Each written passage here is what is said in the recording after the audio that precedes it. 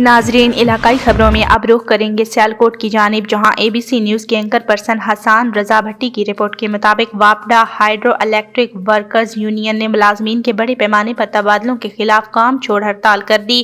پورے ڈویژن کی طرح سیالکوٹ میں بھی احتجاج جاری اور دفاتر کو تالے لگا دیے۔ واپڈا یونین عہدیداروں کا کہنا تھا کمرشل اسسٹنٹ، میٹر انسپیکٹرز اور میٹر ریڈرز کے دور دراز علاقوں میں تبادلے کیے گئے، جو ہرگز قبول نہیں۔ اس طرح ملازمین کے دور دراز تبادلوں سے انتظامی امور خراب ہوں گے۔ مزید ریجنل چیئرمین ولی الرحمان خان کا کہنا تھا کہ ہمارے مطالبات کی منظوری تک احتجاجی دھرنا روزانہ دیا جائے گا۔